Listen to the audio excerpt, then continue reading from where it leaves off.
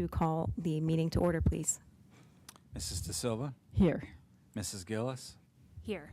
Mrs. Messick, Here. and Mrs. Rigby. Here. Mr. Andrus, would you like to lead us in the pledge, please?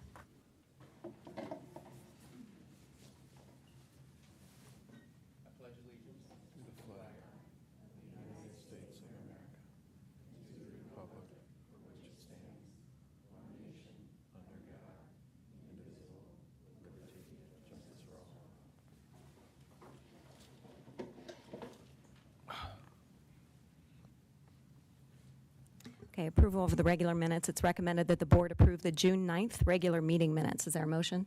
So moved. Second. Moved by Mrs. De Silva, second by Mrs. Gillis. Call the roll, please. Mrs. De Silva, Yes. Mrs. Gillis, Yes. Mrs. Messick, Yes. and Mrs. Rigby. Yes, motion passes 4-0. Approval of the regular work session minutes. It's recommended that the board approve the June 26th, 2025 work session meeting minutes. Is there a motion? So moved. Moved by Mrs. Messick. Is there a second? Second. Second by Mrs. De Silva. Call the roll, please. Mrs. Messick, Yes. Mrs. De Silva, Yes. Mrs. Gillis, Yes. and Mrs. Rigby. Yes, motion passes 4-0. Approval of this evening's agenda. It's recommended to approve the agenda as presented for tonight's meeting. Is there a motion? So moved. Moved by Mrs. Gillis. Second? Second. Second by Mrs. De Silva. Call the roll, please. Mrs. Gillis, Yes. Mrs. De Silva, Yes. Mrs. Messick, Yes. and Mrs. Rigby. Yes, motion passes 4-0. Next up is public participation for action items on the agenda. There are no action items on the agenda for public participation this evening. However, I understand the robotics program is here this evening, and Dr. Marshausen will make comments during his portion of his report tonight. So we will move on to Board of Education committees. Does anyone have anything from their committees to report? Okay, next up, we do have a motion to appoint Dr. Jennifer Schwanke to perform the duties of superintendent on August 1st, 2025. It is recommended that the Board of Education approve this appointment of Dr. Jennifer Schwanke to perform those duties on August 1st, 2025. I'll motion. Is there a second? Second. Second by Mrs. Messick. Call the roll, please. Mrs. Rigby, Yes. Mrs. Messick, Yes. Mrs. De Silva, Yes. and Mrs. Gillis. Yes. Motion passes 4-0. Reports and action items from the superintendent's office. Dr. Marshausen. First of all, Dr. Schwanke, I expect when I return on August 2nd, the set point on the temperature will be 4 degrees higher, and Jeff will have to fix that. And there'll probably be new carpet in the office, so we'll see where we go from there. First of all, we are grateful to Ohio Governor Mike DeWine for the actions that he took with his line item vetoes of several pertinent education items in the state budget. We are also mindful that the General Assembly, anytime during this session, which runs through December 31st, 2026, could override individual line items at any point if they reach that supermajority, which the Republicans do have as a supermajority. So we're going to continue to work with our legislators, closely monitor movement on the budget. I know that the Ohio Realtors Association and the Ohio Chamber have requested that the GA override the tax provisions of that budget. So there's still going to be conversations about property taxes in the state of Ohio. There are ongoing conversations at both the state and national level about property taxes and how that's used to fund certain services. So we're going to be actively monitoring that. Also in the state budget was the ban of cell phones in Ohio's K-12 schools. I did an interview just this evening for WOSU Radio and TV about how Dublin will extend that ban from K-8 through high school. We are already planning on that. It's already in our handbooks. The board had already given us that authority to do that with our previous policies. So when we come back to school, there will not be cell phones out during the school day in Dublin City schools.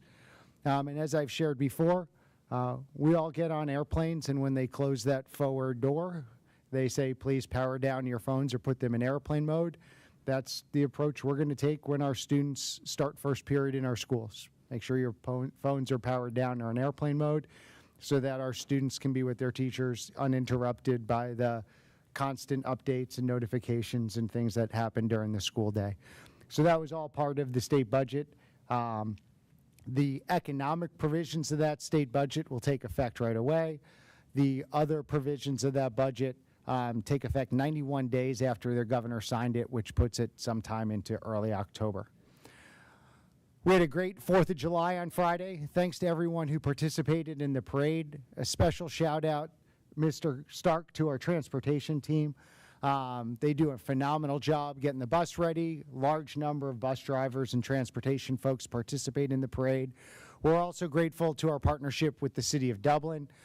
Thousands of people in 90-degree heat sitting out on the turf, listening to Kansas and 38 Special, watching fireworks, and we are so blessed to live in a community that has such pride in our community and our country, and have we come together to celebrate each year is so much fun. And also thanks to our Kaufman and our grounds team. I show up on Monday morning and you would not know that an event took place over there in terms of the stuff that was out on the track, on the field. It's all cleaned up. In fact, Mr. Stark, we started today tearing up baseball, softball fields, and practice fields as we start the conversion from grass to turf of those fields. And we do things on purpose in Dublin. So as folks look at that work, yeah, we knew it was going to start right after the 4th of July because we know the importance of Independence Day and the role that we play in that community celebration. So thanks, Jeff, to you and your team. We work like clockwork, and there's intentional focus on making sure that's protected. We're starting to send out information about kindergarten screening. Screening takes place in late July, early August in all of our elementary schools. That screening process is the same that we've used in the past, but the excitement is we're getting ready for all-day kindergarten. To our families out there who may not know, or to folks who are talking to folks as they move in, kindergarten is an ongoing registration process. There are times we wish we had a deadline, but if someone moves in late August and they want to register their kid for school, they register their kid for school. If they're 5, they get to come to kindergarten by the deadline that's established by us in the state. So we are ready to welcome all-day kindergartners. It's a long time coming. And thanks to Lori and Sam Althouse and our principals, all-day kindergarten isn't as simple as saying, oh, you get to stay for lunch and you have specials. It's a whole different training process. We've put a lot of work with our teachers to make sure that we're ready and developmentally appropriate for 5-year-olds to spend the whole day with us. There are going to be a lot of people with scissors cutting the top off of Go-Gurts as we get ready for those 5-year-olds to eat lunch with us every day.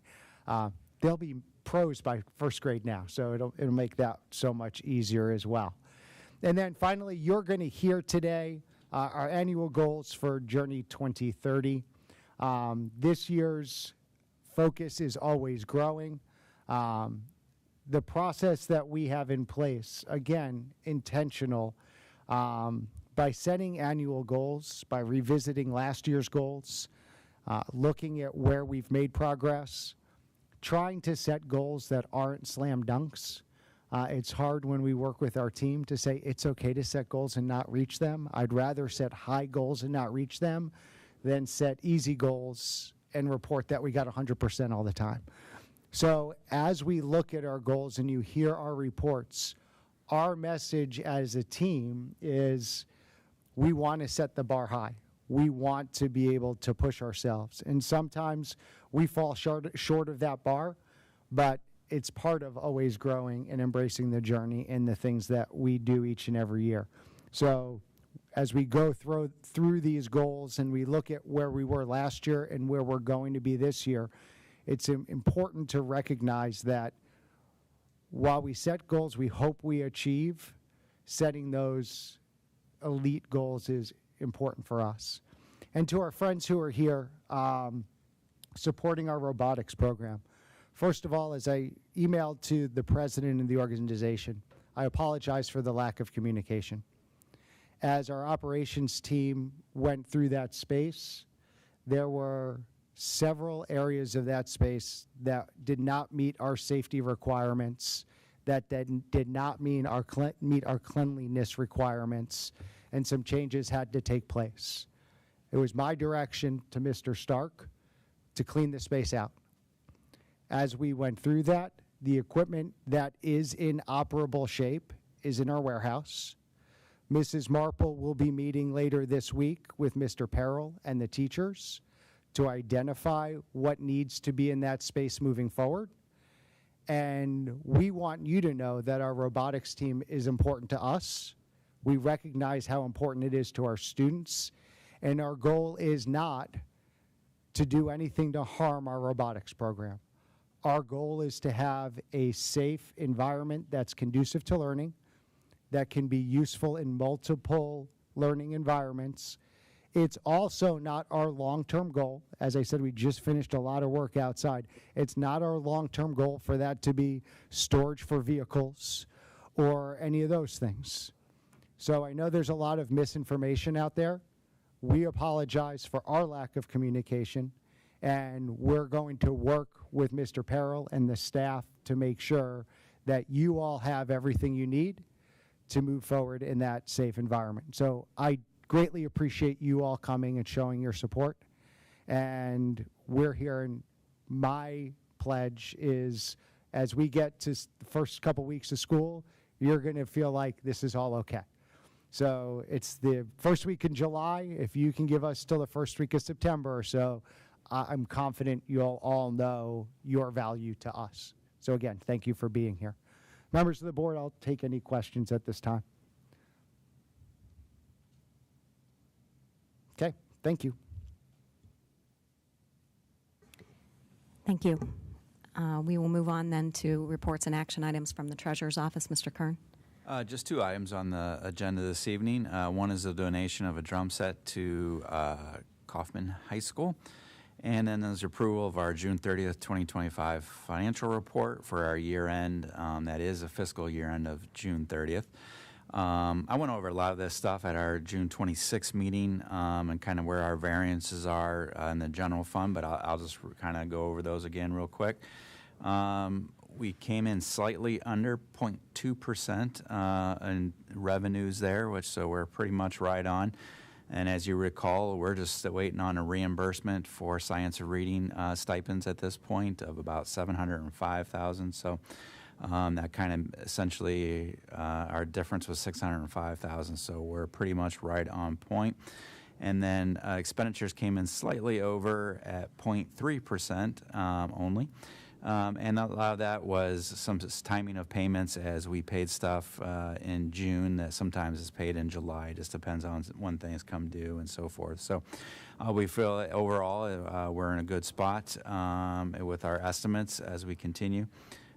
We will, as I mentioned before, our pace will be a little quicker this year.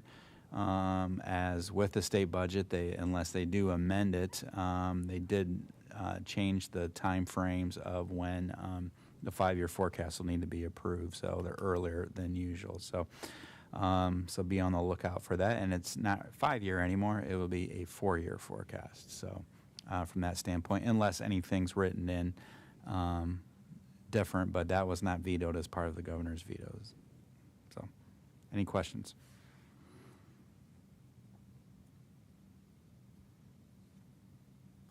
Okay, if there are no questions, it's recommended by the Treasurer that the Board approve items 5B and 5C. Is there a motion? So moved. Moved by Mrs. Messick. Is there a second? Second. Second by Mrs. De Silva. Call the roll, please. Mrs. Messick, Yes. Mrs. De Silva, Yes. Mrs. Gillis, Yes. and Mrs. Rigby. Yes. Motion passes 4-0. Reports from the Department of Academics and Student Learning. Okay, here we go. We are this evening going to give you a report on Journey 2030. We're going to do two things at the same time. One, give you a review of the 24-25 school year, and also give you a glimpse of what we're working on going forward for 25-26. Which is a challenge because we sometimes get our years flip-flopped, but we'll try and stay on track here. You'll see for each slide as we go through this that we'll first review and then we'll look forward. I do want to just remind everyone that the Journey 2030 document is kind of our guiding document for the work that we're doing. We spend a lot of time talking about this on our executive team.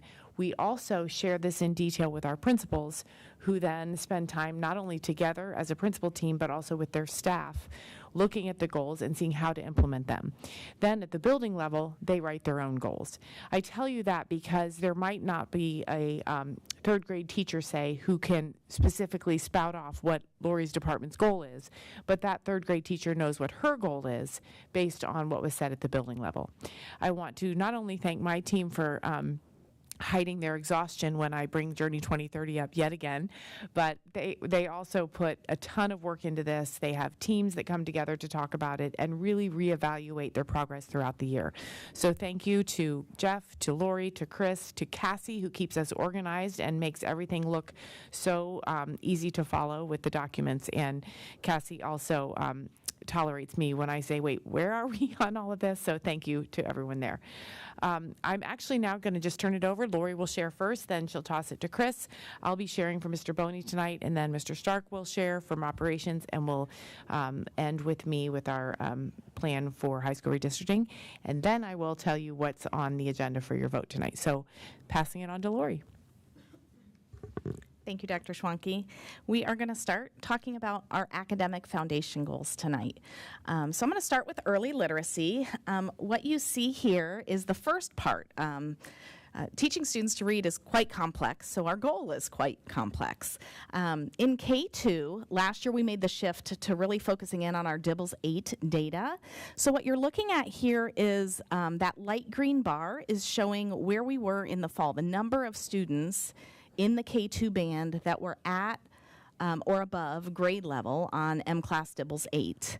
That darker green band then shows what our goal was, because we said we wanted to move 25% of students in that band into that at or above range, and we did it. You can see that we moved 26.2% more in kindergarten than in first and second, which you would expect that kindergarten would be a big growth year for our readers as they're coming to school for the first time.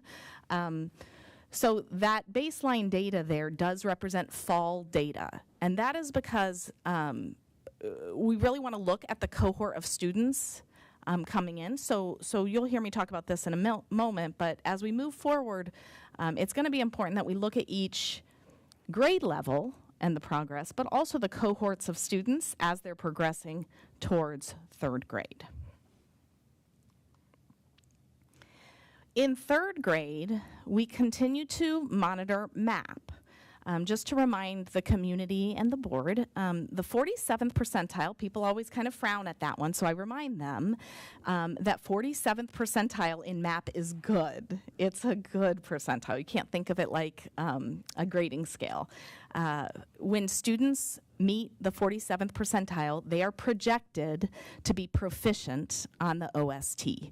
And we'll see MAP actually release a new norms fairly soon that are going to go into effect. So we'll start to probably see some changes due to renorming. They renorm every once in a while, and they have not normed the data since prior to the pandemic. So it's time for a renorm there. So what you're seeing here is that our goal is that 100% of our students can read. This is one of those that, we believe we should have a high standard. We know that it may not be reasonable to think every child will do that by the end of third grade based on their own learning journey, whether or not they have some different challenges that they're facing. But it's still our goal to get them there, and that's what we work towards. And so over the years of Journey 2030, we've been working to add in an understanding that they're either meeting that or we have a strong literacy plan in place. And this has been fun for us to watch because student needs are very unique, and sometimes it's difficult to predict, right? Even though that 47th percentile is a predictor, sometimes students who don't meet that 47th percentile on MAP do pass their OST, their Ohio State test, and sometimes they may not. It's a predictor.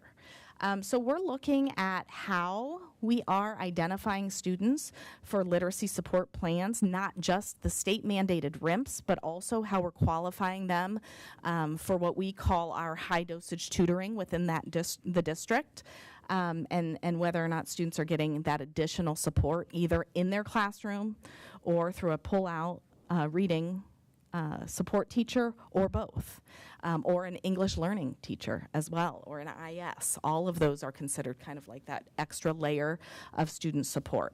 So you can see here that this year, 97.9% of our third graders were either at that place we wanted their data to be, or we identified them well in advance and have been working with them all year towards their literacy goals. That's a success for us because we're really getting better at narrowing in on the needs of the students. And the DIBELS 8 assessment has helped us with that. We are seeing our MAP at third grade plateau a little bit right now, and I'm curious what this kind of intentional work will do over time. It takes some time to make those gains. And as you know, reading instruction in the state has changed drastically in the last few years. As I look forward with early literacy, as we look into next year's goal, we're going to keep with that 25, oops, I have too many, pushed the wrong one there. There you go. We're going to keep with that 25% goal of DIBELS 8. We continue to want to move a large chunk of our students from fall to spring. I can also tell the board that my team in the background is really thinking about how to track kind of that DIBELS 8 data over time as well. So we're not losing sight of that, and you may see eventually that get integrated into this goal over time. We're continuing to work towards moving 100% of our third graders to that 47th percentile and or on a plan while also kind of pushing that achievement.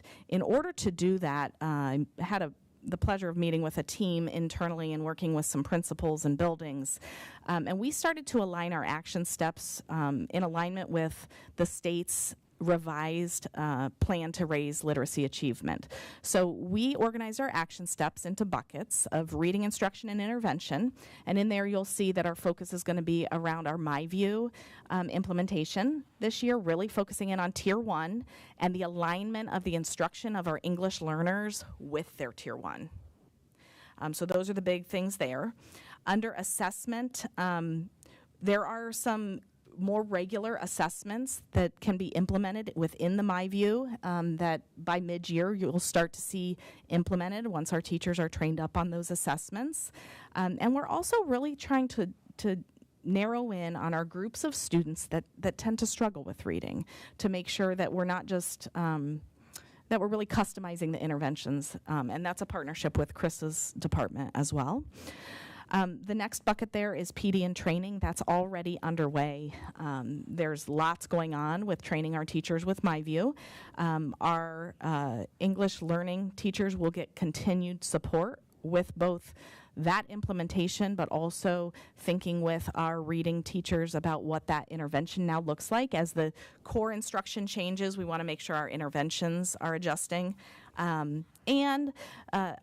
Many of our buildings, especially those with a high English learner population, are continuing to think about the work from our November PD Day around 7 steps, which are simple Tier 1 strategies that can elevate learning for all students, but are truly essential for our English learners. So continuing to really just make sure our teachers are implementing strategies aligned to the population with which they serve.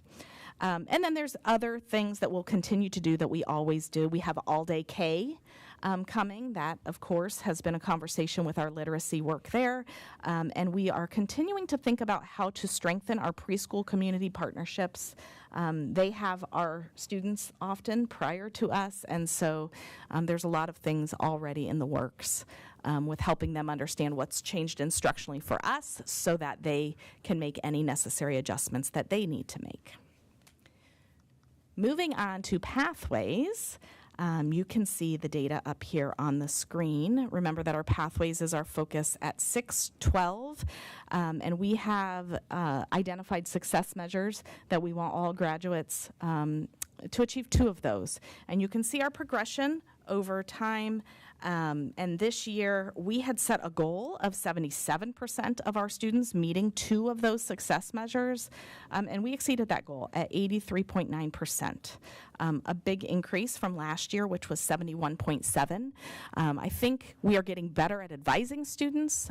We've done some work around parent education, and so you can see that data there.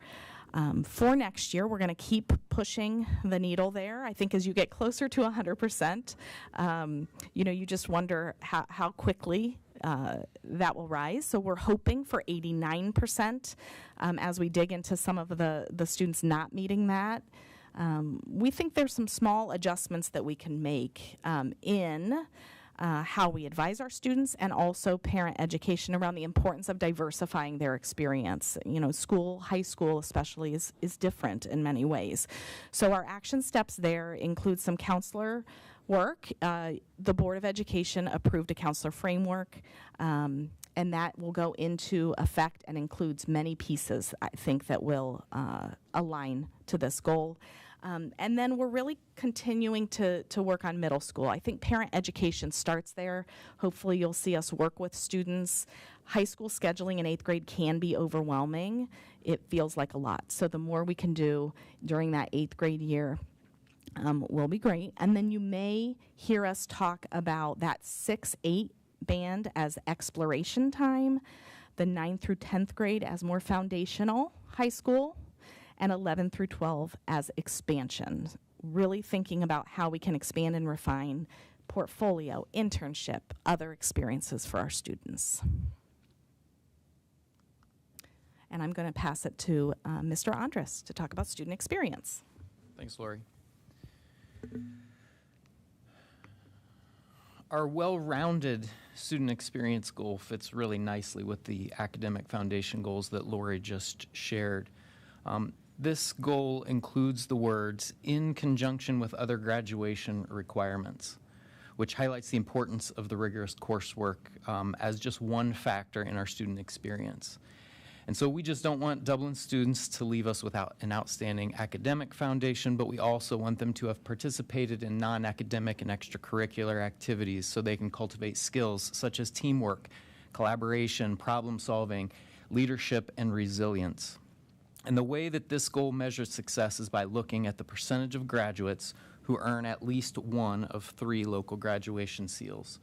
So as a reminder, the first seal is student engagement. Think sports, marching band, musicals, clubs. The second seal is fine and performing arts. Think art elective courses or field experiences.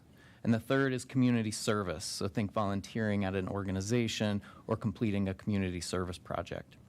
So since we first started measuring for this goal in the spring of 2023, we've increased from 79% to 81%, and then 84.7% this year. And that target has remained pretty constant at 87.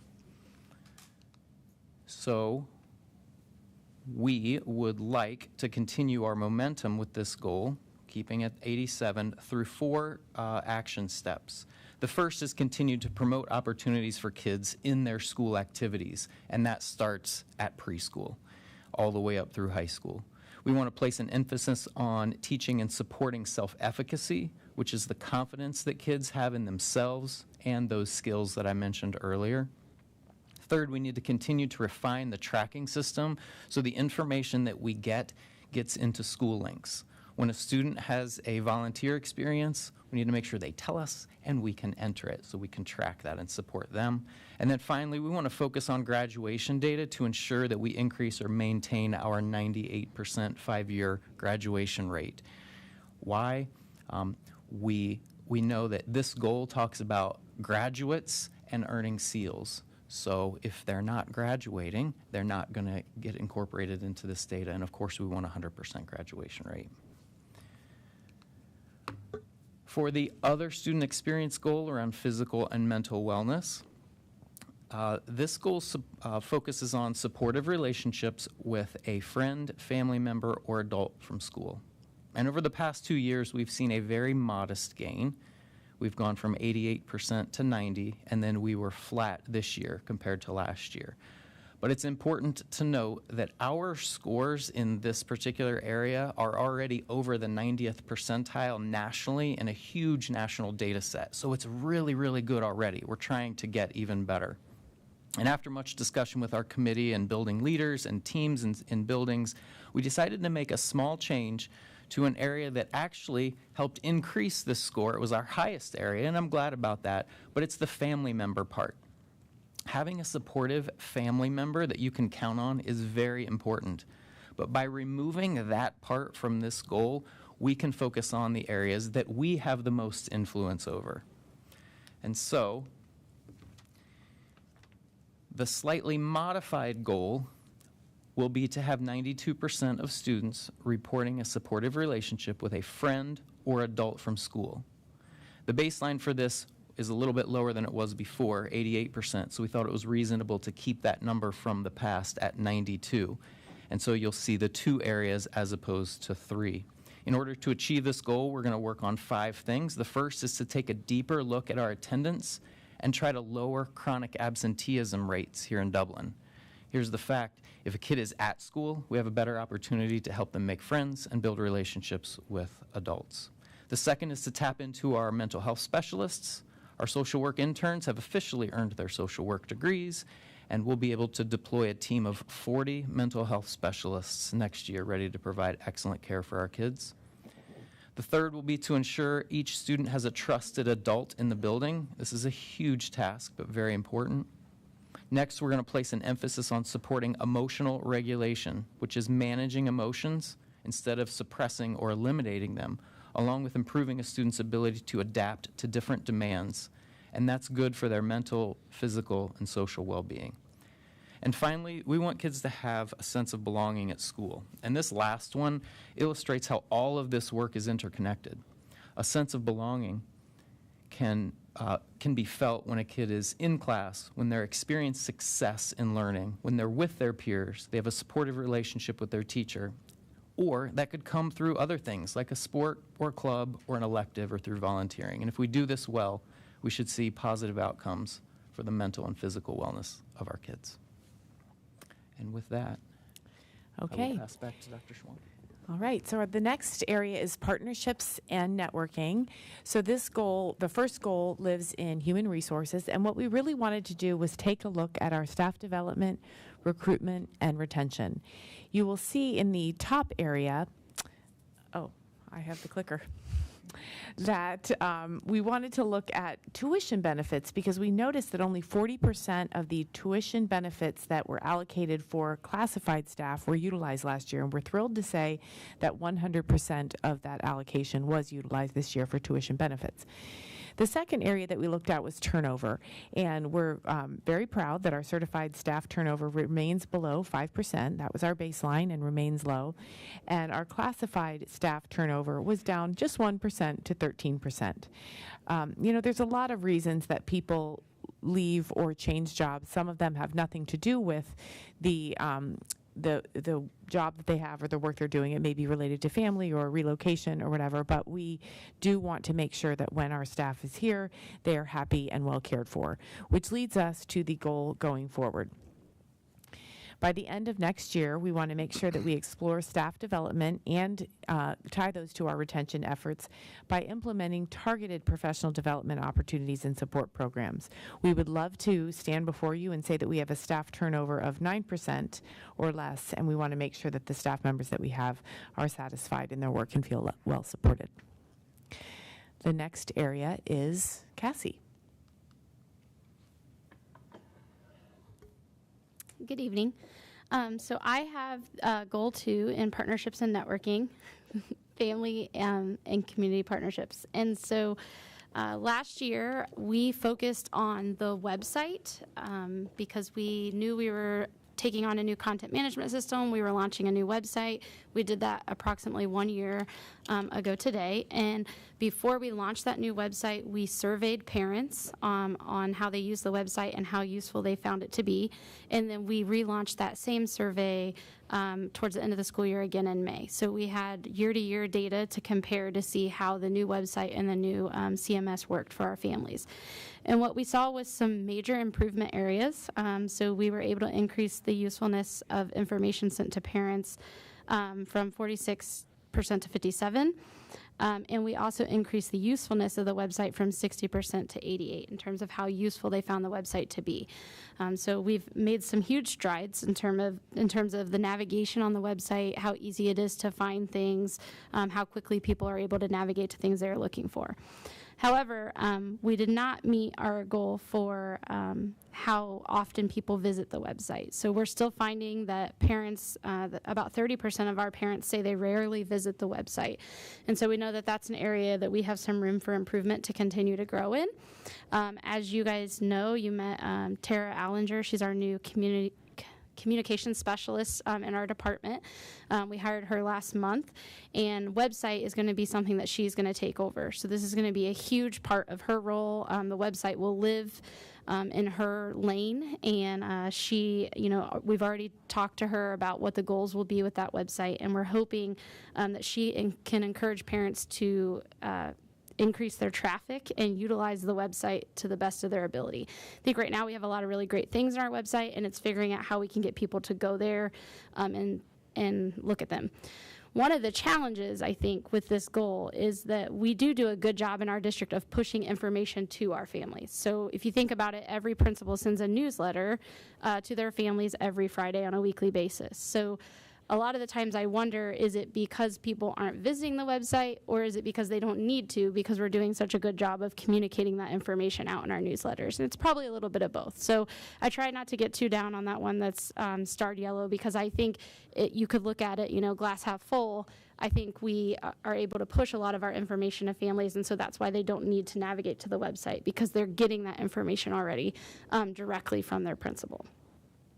And then we also implemented a digital human resources system, Frontline HRMS, and we are, I believe, at 100% utilization for it and going to roll, right? We're in a good place with that. So that was another huge part of this in terms of having a database for our staff that they can use. They can go and update their information.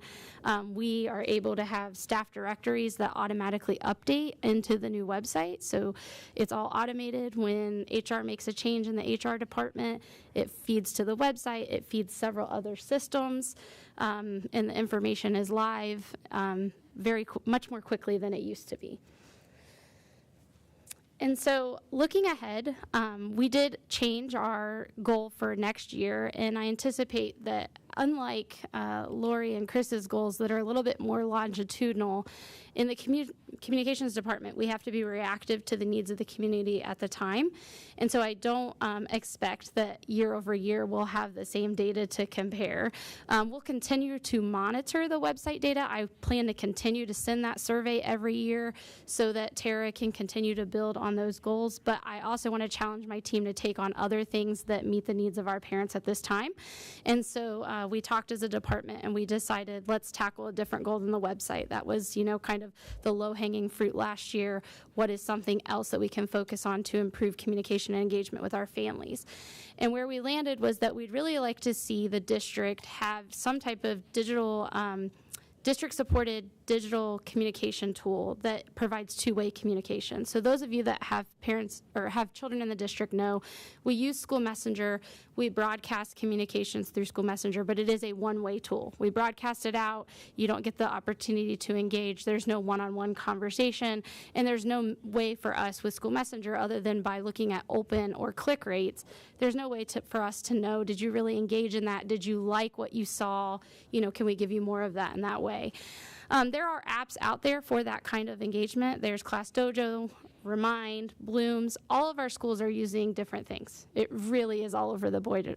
It's not consistent whatsoever. And so our hope is that we can kind of come together, put together a task force, pilot some of the apps that are out there, and determine one that will be district supported that hopefully we can encourage our schools to use so that everybody is aligned, especially as we've redistricted, as people, they move through schools. It will be nice, I think, for a parent to be able to have the same engagement tool that they're using at elementary, middle, and high school as their kid moves through. So fortunately for us, some of our neighboring districts have tackled this as a goal recently as well, and so I've been able to learn a little from them, and we're working on that, and we're hoping by the end of the school year that we can land on a tool that we will then implement starting with the 26-27 school year.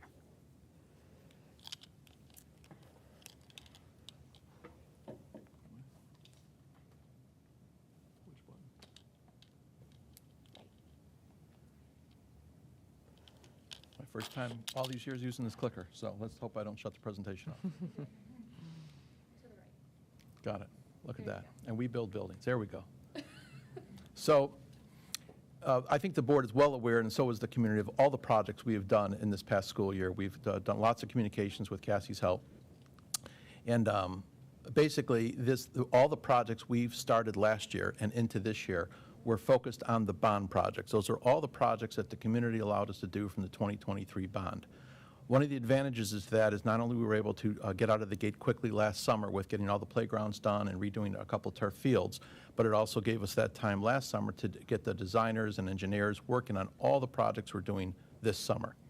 And that's all happening right now as we speak. And that's the track's being done, the tennis courts. Riverside is in the first of 2-year project. Sells Middle School is in the second year of a 2-year project with electrical infrastructure. We have a lot being done at one time, and we really do have a small team, but we're grateful in the fact that we have lots of vendor partnerships that allows us to delegate the works out, and the board has been generous in allowing us to have owners' representatives to help us manage this work. I'd be remiss if I don't get a chance to do this often, but going to the slide that has a lot of our projects here, but maybe not, okay? Keep going? Nope. This one? Why don't you just set the clicker down, Jeff? There we go. We have a lot of projects. You don't need to see it on a slide. There they are. I can talk to them if you want. I'd be remiss to tell you that, and I'm going to leave Brian Killian out of this. Brian Killian is probably the best transportation manager we have in Central Ohio, if not the state. But he is really not part of the master facilities planning. Shalina McConnell, with over 30 years of facilities management experience, and Kevin Perkins, who manages our infrastructure technology. And that's really the behind-the-scenes technology. And people doesn't think, what would he be involved with all these projects? When we're doing roof work, it has a lot of technology that has to get moved and things like that. Elevator work, Kevin's in charge of the communication on that.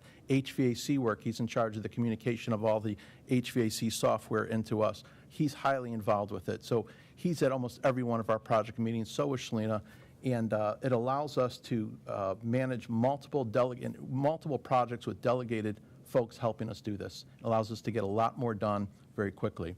For next year, what we're focusing on, and you don't even know this, the board, you've already been efficient yourself, where you have to approve their plans. You've already approved some of my plans. See that? We're taking some work off your plate already. When I've come to you in the last couple of months to approve Mays Consulting to do roofing work or Prater Engineering to do HVAC work, that's all for next year. What we try to do is work about 2 to 3 years out. It doesn't always work like that. Something pops a spring or something happens and you have to go quicker. So next year we have a lot of projects on board because not only is we're finishing up the bond projects, so we still have next year, we're doing 2 tracks. We're finishing them up at Carr and Griselle. There's some elevator projects that are finishing up next year. The Riverside second half is finishing up next year. But we banked a lot of our PI money that we didn't use much this year because we had bond projects, and we were hoping to save that money for something else. But the roof work in today's environment will allow us to spend 2 years of PI in one summer next year. Next year, we're going to be doing a lot of roof work.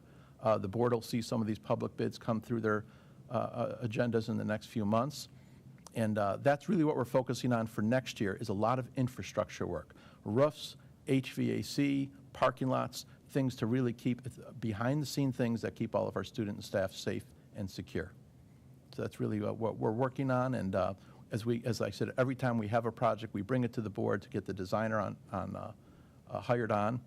And then once they design it, we work with the stakeholders, because every one of these projects have customized needs. And one of the things we make sure we do is we meet with the state, and the stakeholder could be a principal, system principal, it could be a group of teachers, whoever the stakeholders are, to make sure that whatever we're doing is not in conflict with them, but is in harmony with them as we move forward on those projects. Okay, the second goal for master facility planning is in relation to planning for future growth. And as you know, for this year, our plan was to develop a comprehensive redistricting plan for all 3 high schools. We wanted to make sure that in that plan, we incorporated community feedback, projected student enrollment data, and resource availability. So you will see that plan, that timeline there. This has been well published and well communicated on our website and with our community, and it includes all the components that we know we needed to do based on the redistricting we did for elementary and middle school last year. So you'll see that we have already had the webinar that Dr. Marshausen hosted with Mr. Cropper, and in August we will have a public information session, draft maps, feedback, and then final maps presented to the Board of Education on November 10th. The first day of the school year, August 20, that will be implemented. But now that that plan is in place, the future goal for 25-26 will be to implement that plan. By the start of the 26-27 school year, we plan to have the redistricting all completed. We will be sure to communicate with our community throughout the entire process. The website that's been developed by Cassie and her team is phenomenal. It includes all the frequently asked questions that our community will undoubtedly have for us. One of the other important components about this will be the implementation of a structured selection process for current high school students. So that will be students that next year will be freshmen, sophomores, and juniors that will need to let us know if they are in a redistricted area, whether they plan to go to the new redistricted school or stay and finish out their high school where they currently are. So we'll get that in place and communicate it out to our community. And all the while, we will collaborate with Cropper GIS to make sure that we have the best maps possible. So that is a lot. That concludes all the goals and the review and the looking forward. We do want to open it up to any questions that the board might have at this time to answer them and make sure that we're all on the same page. I have some questions and comments. I guess I'll go backwards and work my way around. Perfect. With the selection process, do we have a time frame, do we know when that might be? We do know, roughly. Roughly.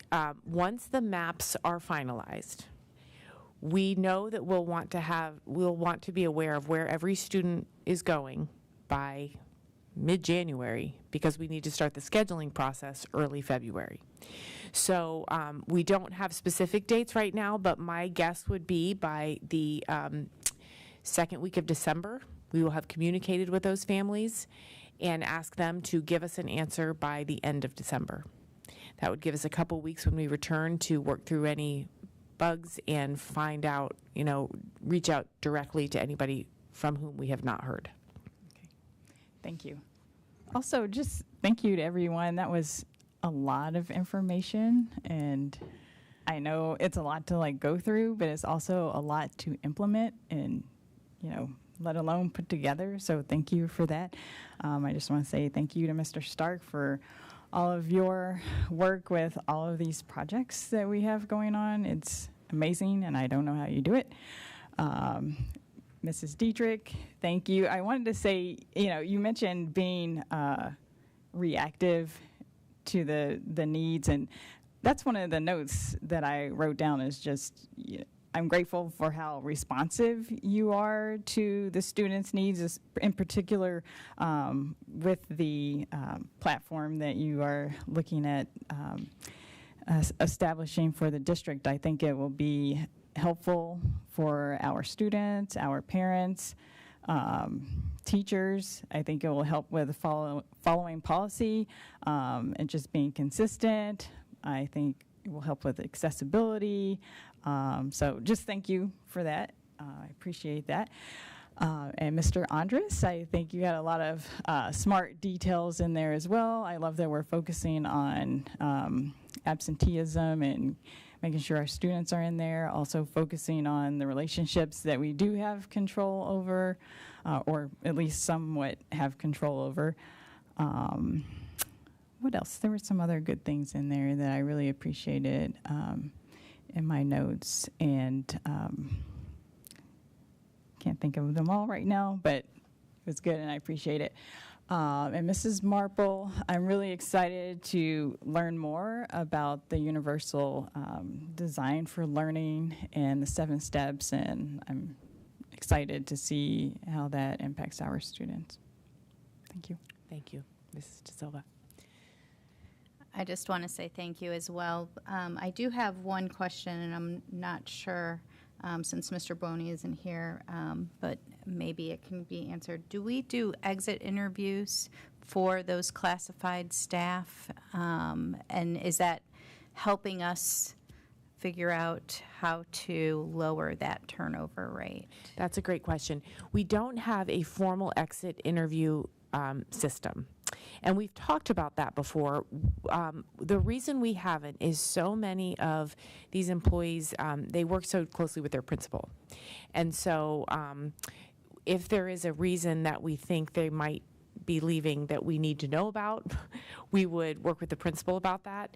But many times, and I know with my own work as a principal, it's because, you know, my spouse got transferred, or, you know, I had a baby, I'm going to stay home, or I just got a resignation today from an employee who, at the enrollment center, I'm devastated, by the way, and I said, this is a terrible loss, and she said, Jen, I love working here, I love it, but I need a job where I'm off in the summer for my kids.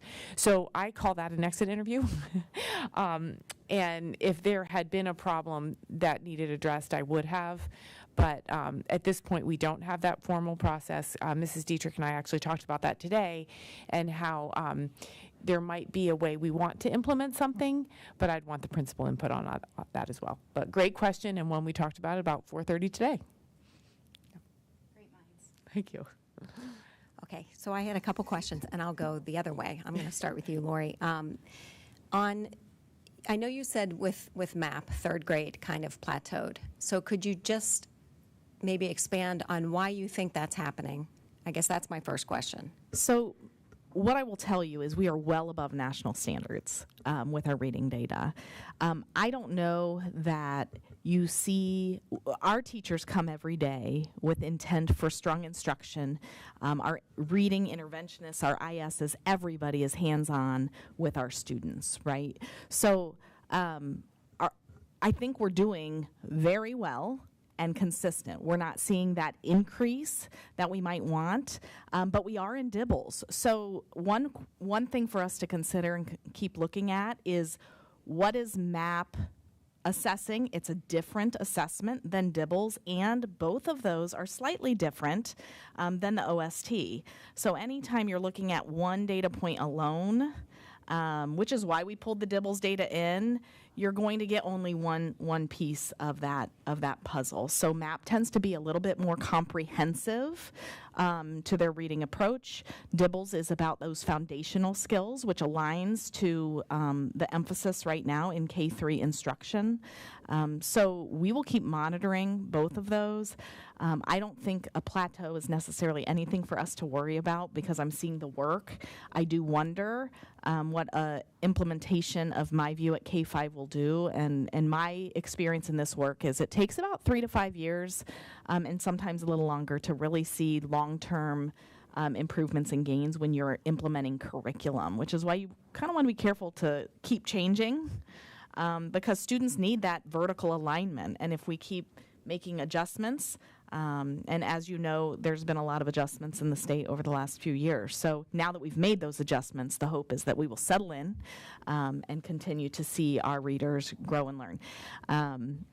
I also will tell you, and you know this, we are a diverse district, and we see turnover. So one of the things, I was talking with Jessica Sullivan in data today, we had a conversation, and she wants to look a little bit at some of our turnover rates and how that relates to our data, right? There are students who are in Dublin schools long-term, and there's others that come and go, and they might be in data but maybe they've been here 2 years versus a student who was here for kindergarten first and second. I do get excited about the possibilities of all-day K, pulling some of our students into our care for kindergarten versus that rush at first grade. I think we might see that rush here with our kindergarten registration. We'll see. Okay, and then will this be the first full year for MyView as a tool? Yes, we just trained a majority of our teachers here in June.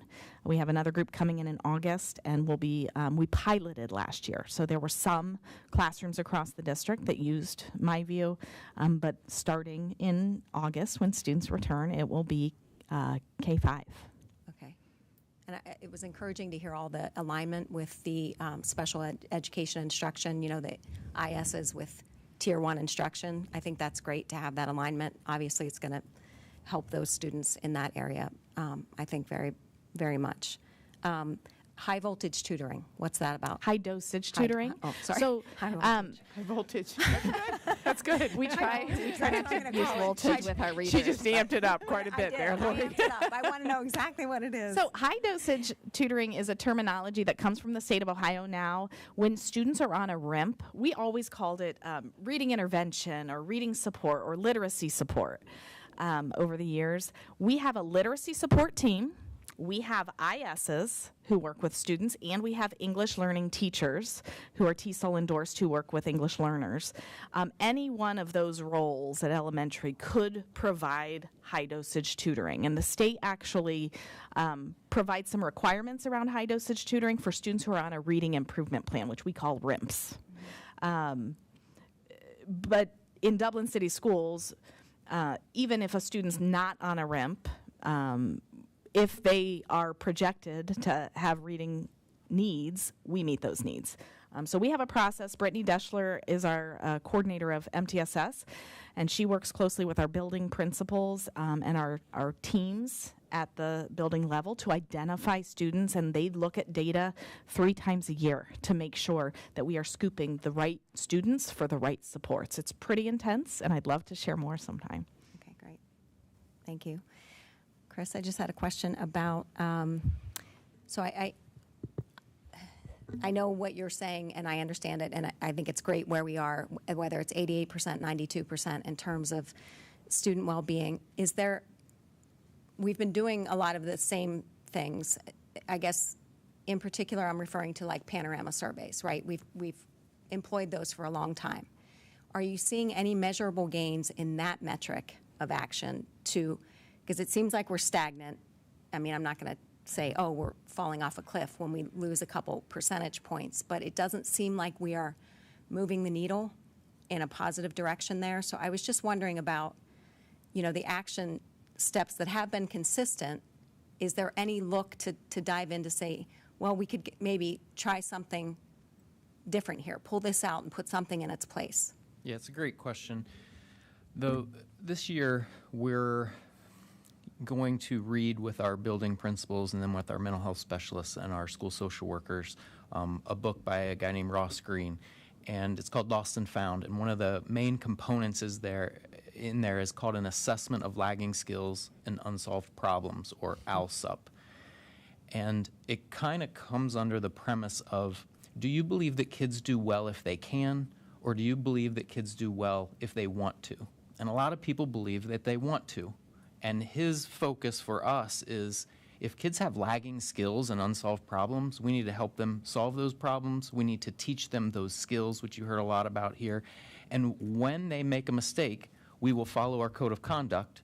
But we can also find things in a proactive way to come up with solutions for sometimes challenging behavior in the classroom that maybe can prevent certain discipline. And so when I think about that, sometimes kids say, I don't have a great relationship with adults at school because of my behavior. I think that might be the untapped resource that we need to focus in on. So kids, they might have a friend, or maybe they don't because of their behavior. But if our focus is solving problems with kids and teaching them skills the way we teach reading, that might be an area where we can see some growth with friendships and with our adults. But you're right, when we're as good and as high as we are, Tyler and I met with Panorama a few weeks ago, and they actually highlighted how high that particular area is for us. And I said, yeah, and that's the one we chose to do a goal around and try to improve. And they kind of smiled and said, it's going to be tough for you. But hopefully the behavior part. And that stems from the task force and also the NSK-12 recommendations. Okay, thank you. I just had a couple more questions. About the classified, the utilization of the monies. I think that's fantastic because we go from, not utilizing and to full utilization. But the retention we only gained a percentage point. So do you think that's something that, we'll hopefully see more improvement in as we go? I don't know, Diana. Again, the nature of the job, sometimes people take classified positions for any number of reasons. And sometimes they take them for a shorter term, an intended shorter length. I think a lot of teachers get a job and they say, I'll stay for 35 years. A good example of when someone might not do that in the classified world would be if they are working, because they really want some insurance and some benefits while they go to school and then they get a different job. So I think every person who leaves a job has their own personal story. So I don't want to stand here and promise that someday we will have 5% retention of all employees. I think about when I was in college training to be a teacher, and they said, 20% of teachers leave the profession in the first 5 years, and I was horrified. Well, then I looked at the data, and I was like, well, many teachers start a family and make the decision to stay home for a while. And then the stat that how many of them return was something like 19% of them eventually return. So I want to be careful with the data because I don't think it captures the human story or the picture behind it. I actually do want to talk to Brian about maybe the better goal would be an exit survey so I can stand in front of you and say, we had 13% leave. 12% of them were happy. The 1% that isn't, we're going to do this about it. So with Brian taking some well-deserved time, I haven't asked him that yet, but I think we could do better with this goal and have it paint a more accurate picture of what we're trying to measure going forward. Yeah, and it looked like, and maybe I'm wrong, but it looked like in reading, we've only been doing the exit interview since 2023. Is that Right. correct? So if you recall, this goal was, the first year, something completely different. We talked about hiring, recruiting, and then we found that that wasn't really what we wanted to measure. What we wanted was good, strong employees, teachers, that kind of thing, rather than going in a different direction. So yes, this goal is new, and so therefore we don't have, I frankly don't think it's what we have landed yet on what we want to measure. Okay. But we do know we want our people to feel supported, and we know if they leave, we want them to leave happy. And we want, like I said to the gal on the phone today, I'm so happy for you. Go forth. Thank you for your time here. I wish you'd stay, but I understand why you're not. And that to me is kind of an ideal situation. So thank you for that. I also think we're really good at interviewing, but we don't get it 100% right. There are some right. times we need to tell someone, this isn't the right fit. We wish you the best of Yes. luck. The other part, and Mr. Andres can speak to this, we've had some parapros who have gone back and decided to become teachers. We had some people go through our social worker cohort, which would count in that area of resigned their position as a classified employee to become a certified employee. And that's pretty cool. That's right. Yeah, and you guys see those a lot in the spring, but we're very fortunate. We hire great paras especially, and they've gone on to do some really good things. And so I think they would show up as someone who resigned a classified contract, but Yeah. they kind of moved into a higher paying job after getting additional training, which is a Right. benefit for us. I also know that sometimes we have people who work here and then another district scoops them up for a promotion. And we're always happy for those. That happens in Jeff's world sometimes.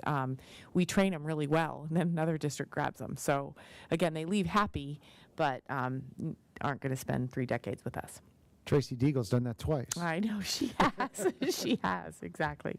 Thank you for those questions. And I truly do appreciate the board. I know, Lindsay, you have a question too, but I appreciate these questions because it helps us refine our goals and make sure that we think very carefully about what it is we want to do and how we're going to measure it. So, Lindsay, sorry to thank you before you even spoke, No, but you please. guys have done a fantastic job. I was very excited to come and listen about this today.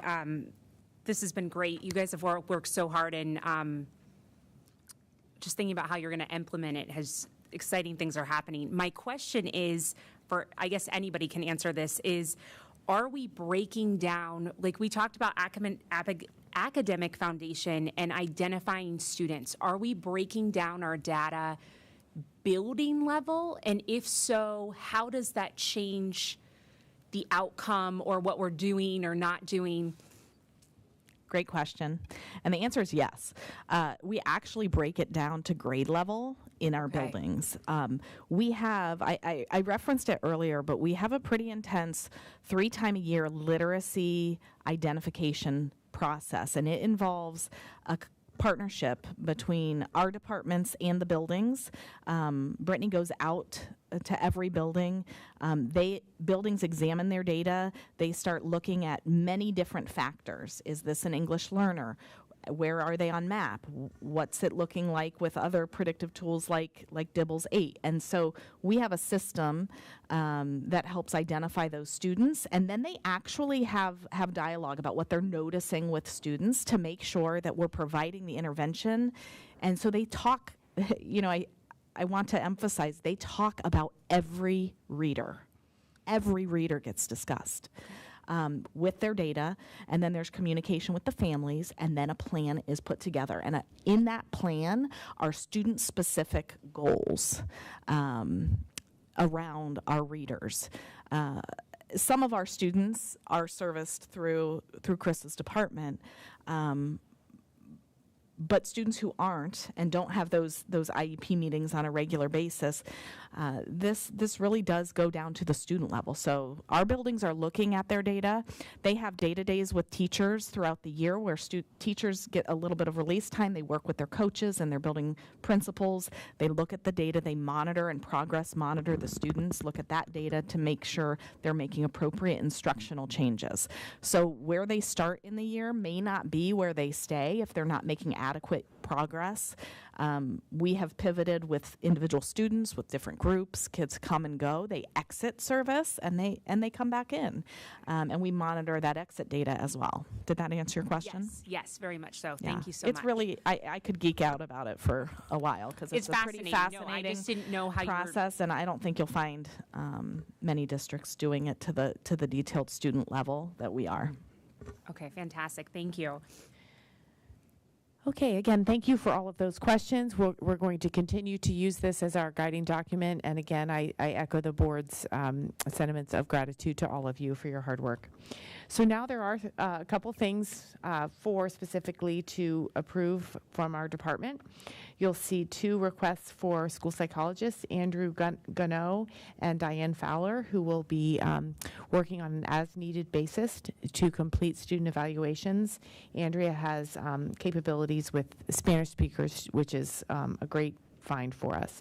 The second 2 are the Spirit of Peace clinical counseling for St. Bridget. As you might recall, Dublin City Schools is the fiscal agent for St. Bridget, and so these funds are not Dublin City Schools funds, but they do run through the Dublin City Schools. The second is the Move to Learn contract that St. Bridget uses for OT and speech services, and these funds come out of IDEAB, again with DCS working as the fiscal agent. So those are on for your approval this evening.